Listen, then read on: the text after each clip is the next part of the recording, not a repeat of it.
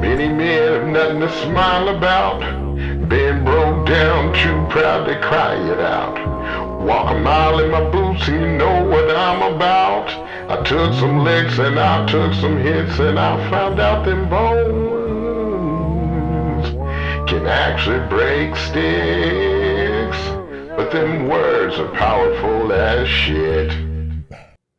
Hello, everyone, and welcome to Let the Paint Dry. We are here again, and it always is a privilege and an honor to be here in the studio and to share whatever comes up. As you know, we don't know. We have maybe a few thoughts that kind of float, and I don't really write them down or really get them organized because I want it to flow organically from me. I want it to flow from my body and from my heart and my mind and just my being. So we always start with a song, and we title it the medicine song. Or someone else title it the medicine song, and I'm good with that. So we'll see what's on the top here as far as a song goes on this rainy Tuesday in Tacoma, Washington. Ya go, ya don't go, ya go don't, but away won't be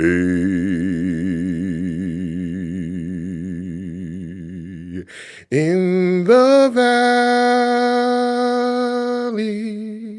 by the streams, in the valley by the streams, you spoke truth to me in the valley by the streams,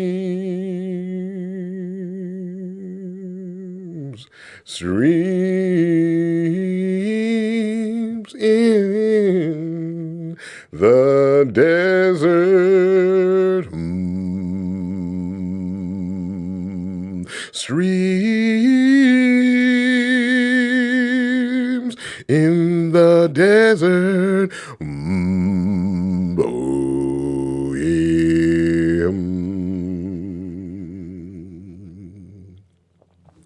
Yeah, we'll go, yeah, we'll go, yeah, we'll go, yeah, go,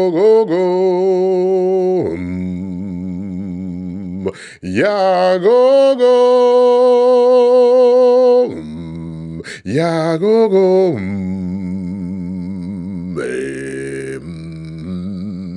yeah, go, streams in the desert, you spoke water to my spirit,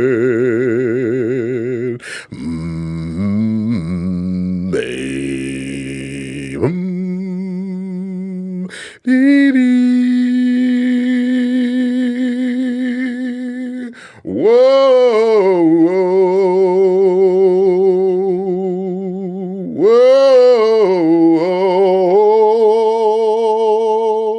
oh,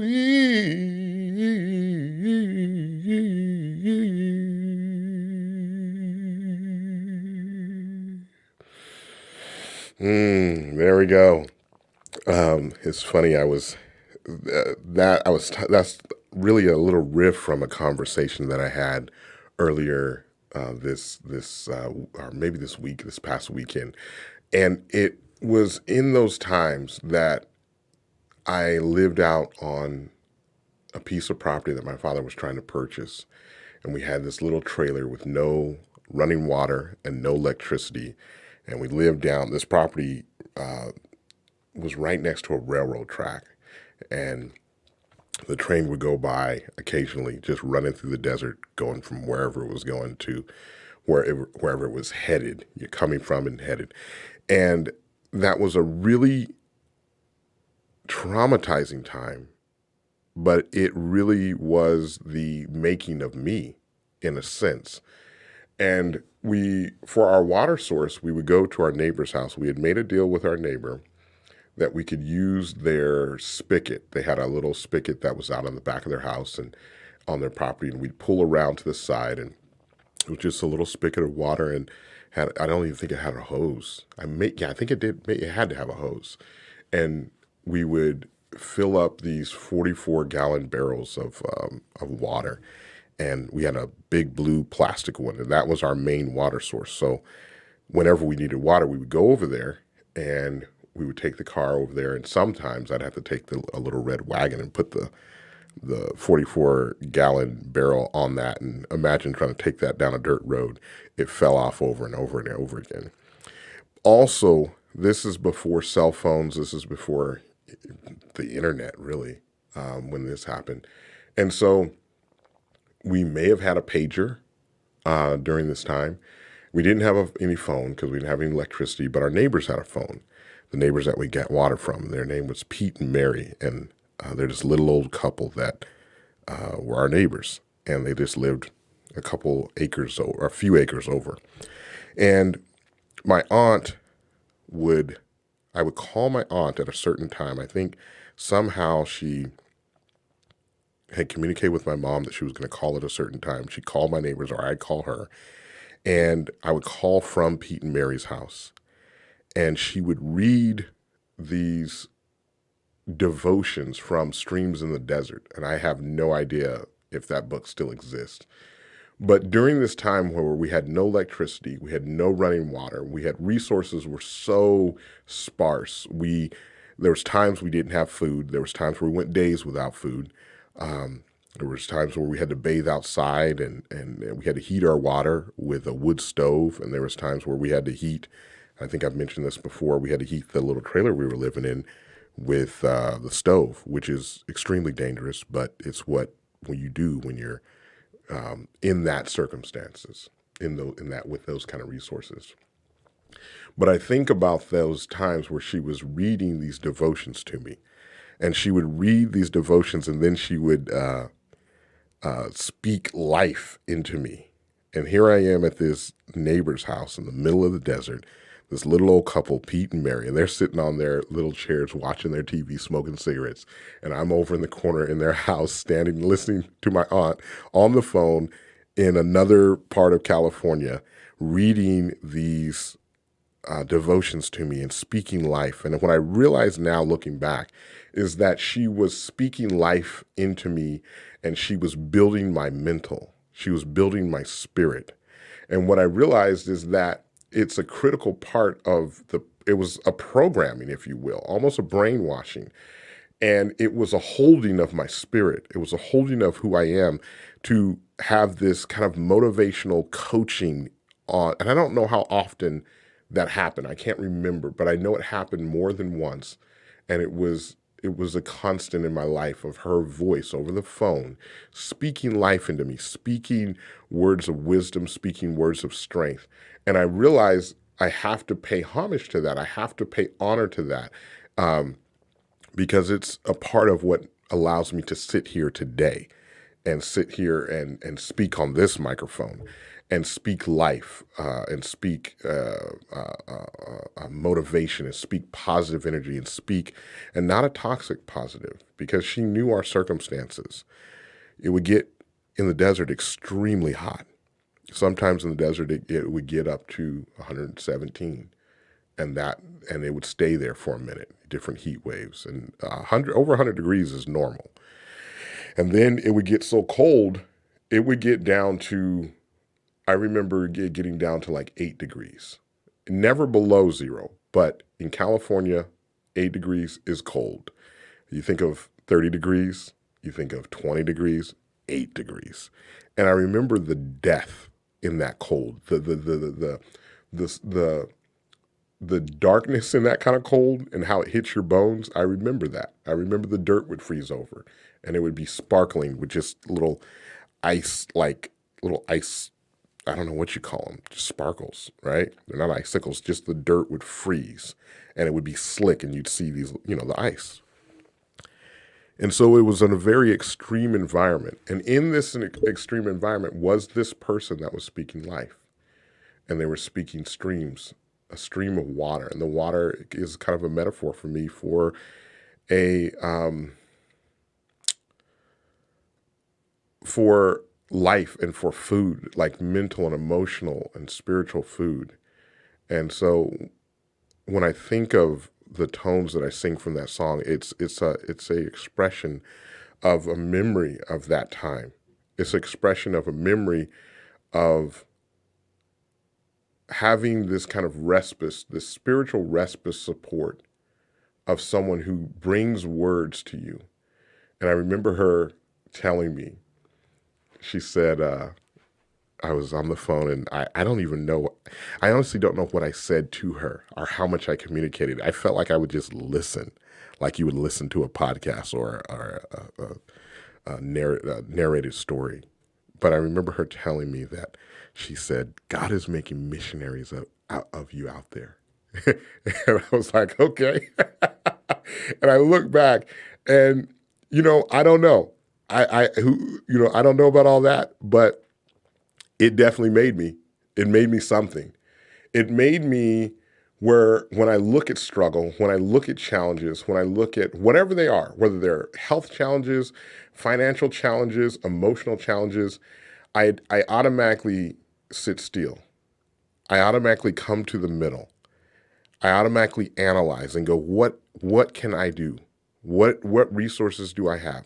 Who can I partner with? There is a way. It gives me this resilience that I believe that there is a way. I believe if you have the will, I believe the words of, I think it's Napoleon Hill, what a man can conceive and believe he can achieve. And that's a little bit self-help, self-motivation. But I believe that. I believe that area, that gray area of potential, that gray area of what could happen is a big area. And who knows? But one thing we can't do, or one thing that's never worked for me, I'll put it that way. One thing that's never worked for me is not trying, sitting still when you need to move. There's times where you need to sit still and think, and then when you have clarity, move. But being paralyzed has never reaped anything for me in my journey of 41 years. So take that for whatever it's worth. And so I think about just resilience and the resilience of someone building your spirit just through basically talk therapy is what my aunt was giving me. But it was a building. It was a building process in the midst of the most trying time in my life. I had been homeless after that and before that, but never that bad. We think we were out there on that property for 11 months. And that was the longest 11 months I think that I've ever had. And it probably felt like a couple of years, but it was just 11 months, I believe, that we were out there. And then we moved and got on our feet and things progressed, and I entered high school. I was, I think, junior high age when we were out there. And I was a different person after that. I had experienced something traumatic, and I experienced something that was extremely hard, but I had support. I had emotional support. I didn't always have the food, we didn't have any money really. It was just enough to kind of get by. But that emotional, spiritual support held me, and it made me. And that is what I carry today. When I look at challenges, when I look at obstacles, when I look at things that I need to accomplish, I carry all of that with me. And we all have things that are going to make us. I heard someone say the other day that the worst thing that happened to them was the best thing. And I have to agree. The worst thing that could happen is no food, no heat, no running water, no natural lights. Well, there was natural light during the day, but no electricity for lights and all that stuff that we need power for. Good thing we didn't have cell phones. We could have kept nothing charged because we had lanterns. We had the camping lanterns that you have during the night and candles. So I think of that, and I think of that worst moment. And I think of how it really was the best moment because I haven't faced anything that really compares to that. I think the second thing that probably the worst moment was the day my dad died. And it again made me. But if I hadn't had certain things happen prior to that, I don't know if I would have made it through the death of my father. These things, so the worst things in our life are the best things. And that's right when they happen, that's not something that you can probably hear. It does not feel like that. That is not that reality in that moment. It is the worst thing. And it's just terrible. No two ways about it. The death of my father, there was no two ways. It was just awful. It was horrific. How he died, everything. There was nothing good in that moment about that. But the best things came from that darkest moment. Understanding how blessed I was to have a father of the caliber of who he was. That came later. That wasn't the first thought. The first thought was just sheer horrific pain, physical pain. But from that, I was able to grow into the mantle that he left.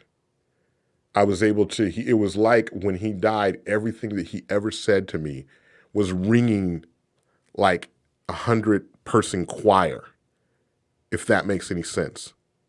It was like everything he said was just on this panel. Everything he ever told me, everything he ever taught me was right there. And it still sits there. It hasn't left. And this marks 10 years.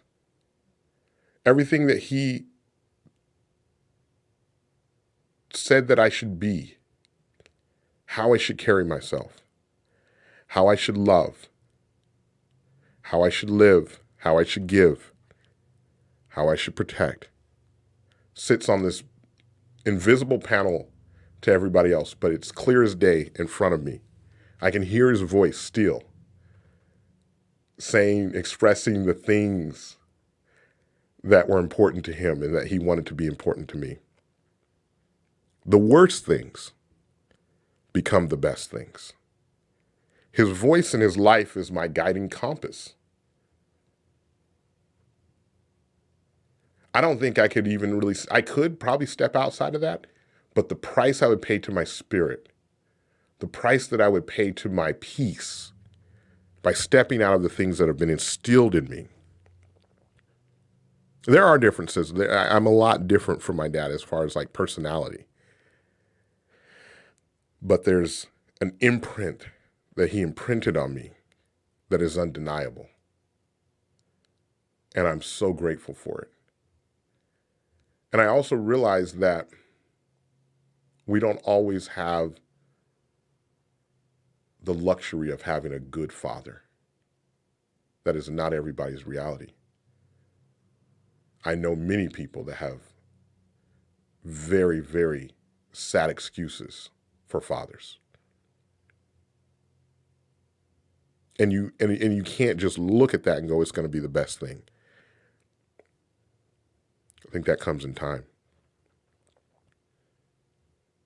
Because I had no control over being my father's son. He just was born. And that's really what it comes down. We're all just born and we're given whatever is available to the people that choose to care for us in those tender moments when we can't care for ourselves. So it's not going to show up right away. The worst thing that happens to you becomes the best thing. But it will define you. And I think if you seek to let it define you into someone who is thoughtful, mindful, clear, that it will benefit you, it will give to you. And this is some real hard stuff because parents have a way of affecting us in a way that nothing else can affect us. There's a power in that connection between a mother and daughter and a father and daughter and father and son, mother and son. It starts everything. And they're usually just passing, I haven't seen it any other way. They're passing on whatever was given to them, whatever dysfunction, whatever abuse, whatever love or lack of love. They're just passing that on. So it gives us a level of soberness as we think about our family members and who we love and how we love our children. Because it's extremely powerful dynamic. It shapes lives. 18 years goes by so fast, and that child is now an adult in the world, trying to function with whatever they have. And many times it may take them 10 years to recover from whatever their parent did or did not do. It's just what I've seen. I've seen a pattern. It's a tall order. And then once we're adults, it's our job to take whatever was given. Even if we were given a pile of shit, it takes a great amount of maturity to let that shit go and fill it with something that feeds us. And to even know that that's what we need to do is a journey all in itself. But somehow teachers come along the way and they teach us and guide us. It might be the most important thing for us as we move through the world is just to be available to teachers that resonate with us. And they're not going to be formal many times.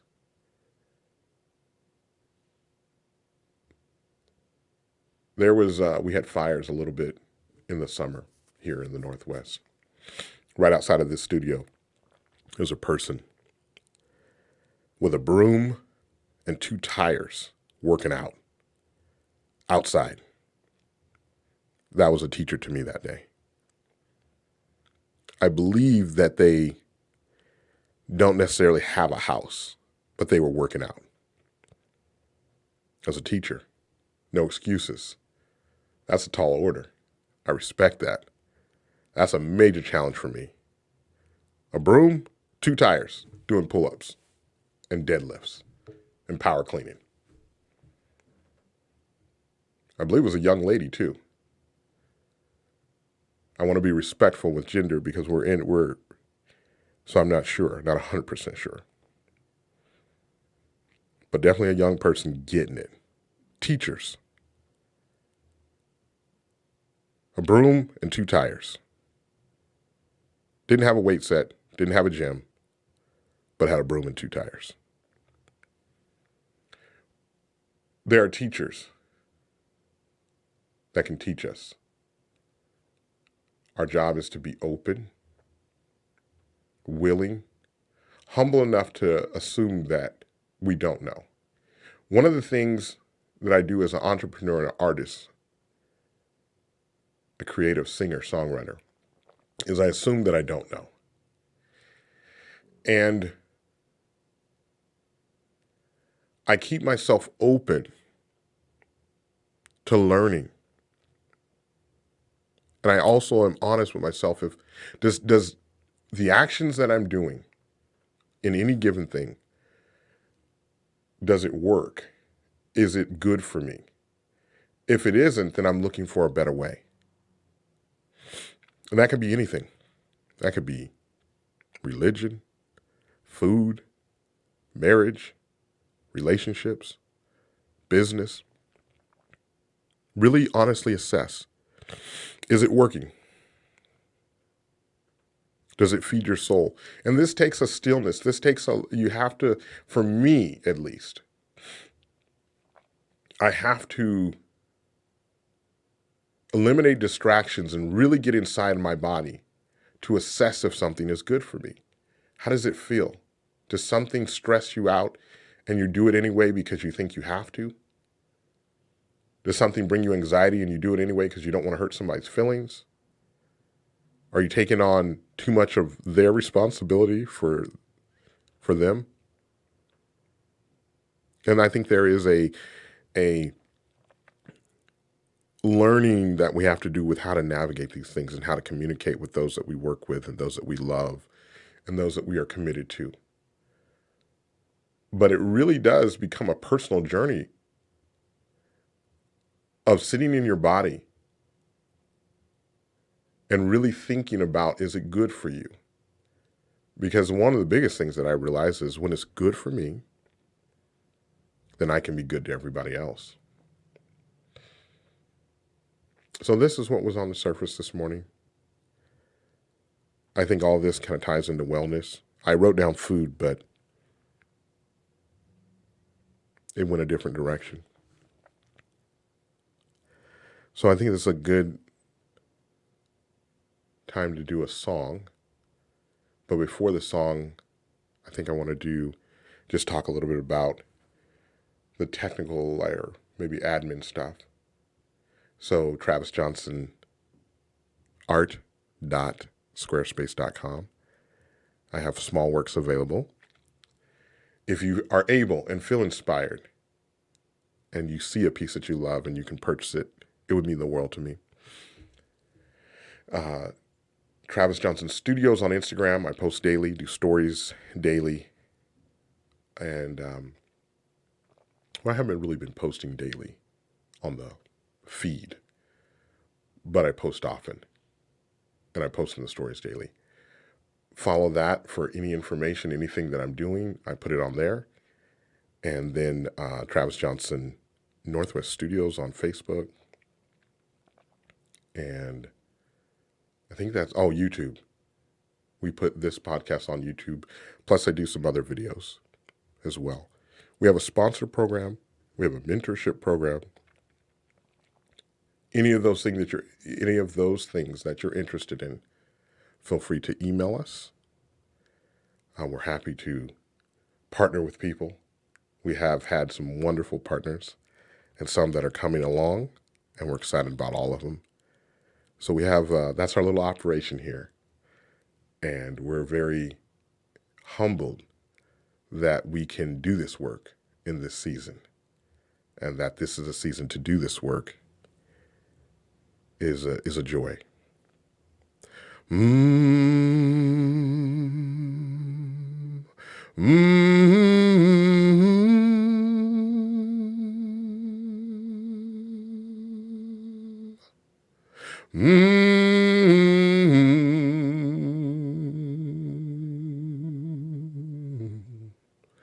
$99 and a half won't do. It's gotta be 100. I said 99 and a half won't do. It's gotta be 100. 99 and a half won't do. It's gotta be 100. When I go down to the river for healing, I'm gonna empty my cup, 'cause 99 and a half won't do. It's gotta be 100. Every drop of my pain,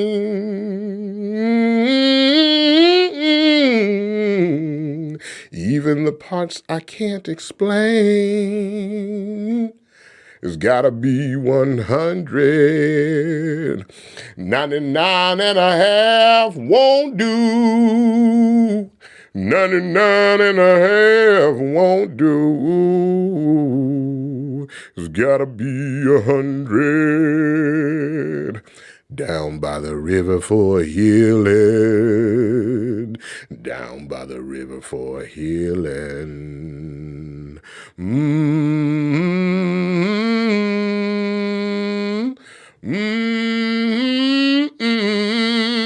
99 and a half won't do. It's gotta be 100. Go in love. Let the paint dry.